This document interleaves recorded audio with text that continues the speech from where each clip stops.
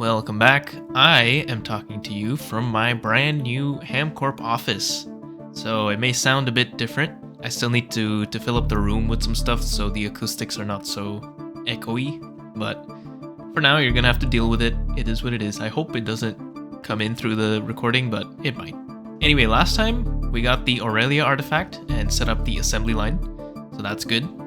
Today we're going to go to Aurelia. Aurelia artifact in, and here is Aurelia. Gonna select and warp. This is of course gonna take some time, and it's also gonna destroy the bit rate, so I'll see you once we get there. Here we are. You guys want to see the coolest skybox reveal? That's just sick. That's just fucking sick. I am excited to see how this looks on the actual planet. Whoa, it is trippy. The sky, this is not sped up, by the way. This is how fast the planet is spinning. That's pretty crazy. Oh, this looks cool. Honestly, it's a little nauseating. I'm gonna have to deal with that, but this is sick. Look at that. This is super awesome. I am having the same bug as usual, so I'm gonna exit to main menu and return, but yeah. Wow, this is freaky. Freaky, freaky, freaky, and super cool. This is made of orange and purple crystal. This is awesome. What the hell? And there's like a crater down there. As you can see on the mini map, it's quite different than what I'm seeing. I think I'm really high up. Yeah, 235, 236. And it's nighttime. This is a wacky planet. This is kind of awesome. Anyway, I'm gonna set up my celestial gateway here and then send the rocket back to the space station. And then I need to look into why I need to actually come here. I think it was like platinum veins and also other ores, but we'll see. We'll look into that in a sec. First, I'm going to set up the celestial gateway. Yo, what the hell? Look at my health. I fell from there to here. And gravity on this planet is way higher. Okay, I need to set this up before I fall and die. Oh my god. Now, luckily, I always carry some regen elixirs in my backpack, but this is insane damage. Like from here to there. This is crazy. Just watch this. Ow. What the hell? Also, my rocket doesn't have enough fuel for me to go back. But I guess that's fine. I don't think I really need the rocket anymore for the rest of the game. I don't think. So that's that. I'm gonna go home, make some more potions or something. Or you know what? I should probably add stuff to my spacesuit so that I don't take fall damage and things like that. So let's look into that. Let me go home. Which one's home? Okay, I've taken a look at all of the different add-ons that I could add, and I've decided on what I want. So the spacesuit leggings, I've already fitted with some bionic leg upgrades. They were pretty cheap, and look at what they do. So this is my normal running speed. This is with the bionic legs. It's pretty fast. It's only when I sprint, so I still do have control over my movement, which is pretty nice. And it is sort of omnidirectional, as in, as long as I'm holding W, it speeds me up, even if I'm going diagonally, but it doesn't speed me up if I go backwards. To completely negate fall damage while wearing a spacesuit, I need padded landing boots. These need boots of the Traveler to make, which in turn needs a bit of research, and I don't really want to do research, so I'm just going to make the Ancient Thaumonomicon, which is the creative Thaumonomicon. This is going to give me a ton of warp and stuff, but it's fine. I'll survive. This is also an endgame task, so I get a trophy out of this. As for the helmet and the chest piece, I could upgrade my oxygen tanks to super high pressure tanks. This is basically free. It's 2 titanium each, so I may as well do that. And I need a suit jetpack. This doesn't look too expensive to me. This should be quite cheap, and this is basically just, what it says it is. It's a jetpack. In order to change between jetpack boosting and jetpack hovering, I need another module that's added to the helmet, and that is the hover upgrade. This looks pretty cheap, very cheap. In fact, I could also add some flight speed control upgrades. For each one added, it's going to speed up my flight speed, so I'm just going to make as many as I can fit on the helmet, which I think is 3, because I need 1 slot for the hover upgrade and, yeah, 3 left over. I'll fill the rest of my chest piece slots with the super high pressure tanks, if I can. I don't know if I can put in more than 2, but we'll see. If not, then I'm just going to get the jetpack and chill. Oh yeah, Thaumcraft is solved. Jesus, that was loud. I wonder how much warp I have. Let's use this handy dandy sanity checker.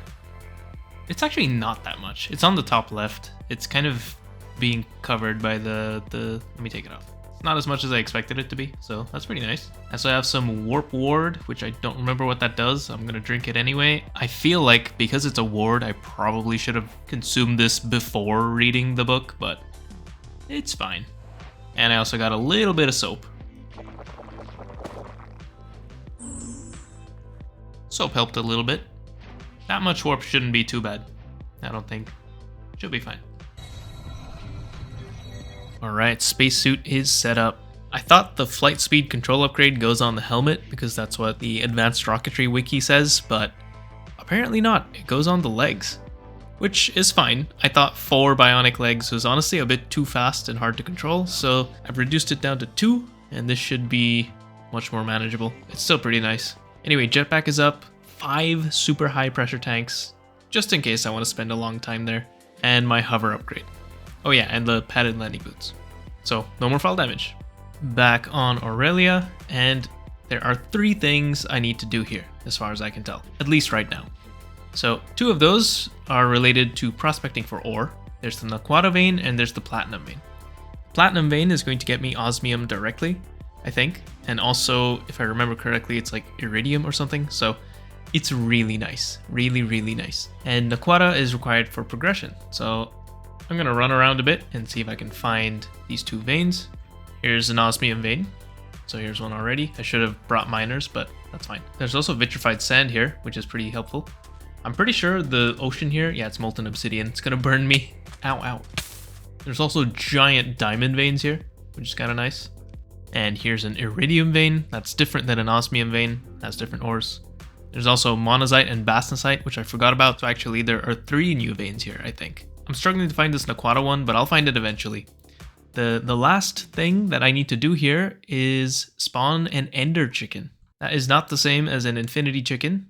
This ender chicken is my only source, as far as I can tell, of neutrons for neutronium. And it's done in a pretty weird way. I need to melt the ender chicken in antimatter. I have no idea how to do that, so that's going to be fun. And the neutrons are used to make neutronium, and neutronium is used to make infinity, and infinity is used to make a lot of stuff, including the infinity armor and Sword of the Cosmos, and that I can use to kill the Chaos Guardian, which is basically enough infrastructure for me to finish the pack. So we're kind of almost there. Still haven't found this Naquata vein. I'm gonna keep looking. There we go. Speak of the devil. 2 giant Naquata veins. Perfect. Okay, I'm gonna head home and I'm gonna get some miners set up and everything. And then we'll take a look at this ender chicken business. Okay, ores are coming in. I need to process them. But I'm having a little bit of a power issue actually. My nitro diesel is going down. That's not good. And it seems like the bottleneck is this distillation tower. So I could upgrade this. I could turn it into a fractionating distillery, which would probably be better because there's parallels and I can overclock it, whatever. But if you remember, a few episodes ago, or maybe many episodes ago, I got an item, the Aurelia knowledge fragment, that allows me to make photofission nuclear reactors. This needs a bit of infrastructure. It needs uranium hexafluoride, basically. But this produces a ton of steam, 655 buckets of steam for every 0.5 seconds. And I can run that through turbines, and that is a lot of power. I need to do a little bit of math to see how many turbines I'm going to need per photofission nuclear chamber, but I can do that. The problem is building a new space for this, because it's probably going to be quite a few turbines. Okay, after a bit of math and a bit of investigation into rotors, I found that if I use an LUV rotor holder, which adds efficiency, and I use HSS rotors, not these ones, but the turbine rotors, then I am going to require 5.25 exactly large steam turbines to process all the steam I get from one photofission chamber. This is assuming I produce power at LUV, meaning I'm going to make 5.25 amps of LUV, which is a little bit over 1 amp of ZPM. That is a pretty major upgrade from where I'm at. I make less than half an amp of ZPM right now. That's pretty good. That allows me to wean myself off of nitro diesel as well for my main power, because I do need it to power my miners, because this is kind of the easiest thing I can transport interdimensionally. So I still need my nitro diesel setup, but it's not going to be my main power source. I'm going to leave these up because, I don't know, why not? But now it's time to craft photo fission. I think this is kind of a pressing issue because I cannot afford to run out of infused nitro diesel. That would not end well. This also gives me time to process all of this ore and also to investigate this whole ender chicken business because I've never done that before. A bit of a wait later. I have my turbine rotors, I have my turbines themselves, and I have my fission chamber. Sick. Since it's only 6 turbines, that's actually not as many as I thought I was going to need, so I don't think I need a whole new building for this. I can just put it over here. It's kind of a weird spot, but I think it could look kind of cool. So I'm going to put it over here. They're not enormous multis, so they should all fit in the space, I think. It might be a little bit cramped, but that's fine. I don't expect to come in here very often, just to change out the rotors now and again, but should be fine. One thing I haven't talked about is the fuel here. This needs distilled water, which is fine. I just need to make a distillation tower. And it needs uranium hexafluoride. This gets me uranium hexafluoride back. So I actually only need 5 millibuckets per cycle. It's partially refunded. And to make uranium hexafluoride, it's actually very quick and easy. It's fluorine, hydrofluoric acid, and uranium-235. And U-235 I can mine on Euclides.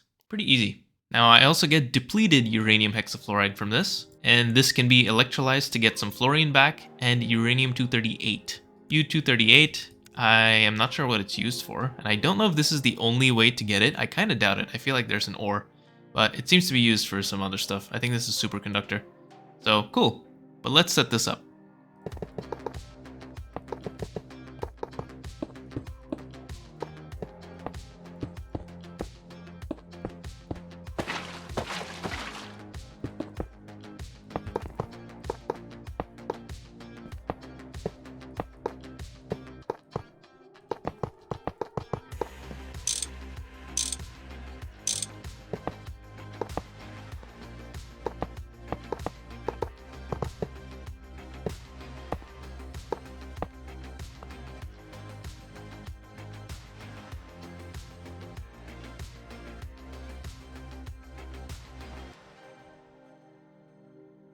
I have made my first batch of uranium hexafluoride by hand, which is great. Gives me another trophy. And I've made an LCR here. I'm running it at LUV because I can directly connect it to this line, I guess. These are all LUV dynamo hatches. The cable is TerraSteel, which is the LUV superconductor. And I think all that's left is for me to actually put the hexafluoride inside, and then everything here should come online, and I should start passiving the uranium hexafluoride. This cable currently doesn't lead to the LSC, so that's the next order of business. But yeah, I just want to make sure that this is actually working in the first place. I've got a big fluid storage cell for steam, and then small ones for depleted uranium hexafluoride and uranium hexafluoride. I also want to add a little bit of level emitter logic to this LCR so that it doesn't just fill up the cell, because I do need to have some free space for the output of the reactor, so there's that to consider as well. That's easy though, that's just a redstone signal. Okay, let's put this in and get this going. This is making steam very, very quickly. I need to start burning this. I forgot to configure these. Uh-oh. A little bit of data stick copying and pasting. Should make this nice and quick. This is making, I think, not as much as I expected it to make. Ah, there's spin up time. Oh, I did not know this. Ugh. Okay, well, it's working, so that's good. This is more than what I need to burn the steam. Actually, that might be a bad thing, right? Because eventually I'm gonna not have enough steam, and then they're all gonna shut down and not make power efficiently because of the spin up time. I'll optimize this later. I need to bring this cable down and connect it. I think I did the math wrong. I think I might have misinterpreted what the turbine values mean or how they scale, because this is not the amount I would have expected one turbine to consume per 10 ticks. So I think I have way too many turbines. Maybe I'll just turn them on one at a time and see when it starts to get unstable, but that's kind of annoying. Oh well, I guess it's fine. Also, I noticed the turbine blades do spin. It's just really slow right now because the RPM is not very high at the moment. At least I saw it spin on the other side. I don't know why this one's not spinning. Ow, can't touch it. Hurts. Well, the power generation is going up, but it's pretty slow. I probably need some RS latch logic here as well.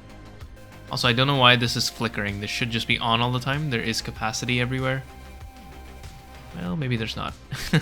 Anyway, now I am blasting a ton of Naquata in the background, but in the meantime, I want to talk about this Ender Chicken business. I'm going to do that next episode because it seems a bit more involved than I thought, but let's just talk about it really quick. Neutronium is going to be used a lot for the rest of the pack. To make neutronium, I need neutronium nuggets, which come from piles of neutrons, and the only source of piles of neutrons is this Ender Chicken business. So the way it works is I summon an Ender Chicken through a ritual, and then I dissolve it in liquid antimatter. I'll go into more details about what exactly this means in the next episode, but this means I need antimatter. Antimatter, luckily, is pretty easy to make. I need to strike life essence with lightning, and then that converts it into antimatter, which I can pick up in a bucket, but it is very destructive and even destroys bedrock, so I'm probably going to make my first batch in the Void World. Then I need to take it to Aurelia and set up this Ender Chicken farm, and I need to prepare a few things for that. So I need some way to get lightning, which I need to investigate. I need to figure out exactly what this Ender Chicken is capable of doing, and I need to figure out how to automate it to collect neutrons. I'm not going to rely on this Ender Chicken for the rest of the game, because I plan to rush the Infinity Chicken.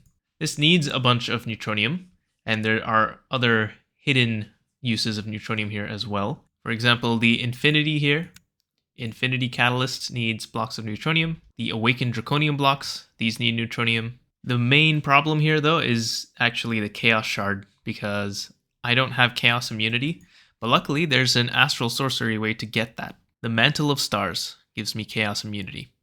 Now, I don't know if I need a specific variant of this. I don't know if there's a best one, but that's something else I need to look into. So, next episode, hopefully, I can get the Infinity Chicken, but I will for sure at least set up neutronium through the Ender Chicken. And I'm also going to do all the math to figure out how much neutronium I actually need, so I don't need to spend too much time doing the Ender Chicken stuff, because in-world mob automation is always jank, especially with this antimatter stuff that destroys your automation system. So, I don't know. I have to think up a plan. So, I will see you next time.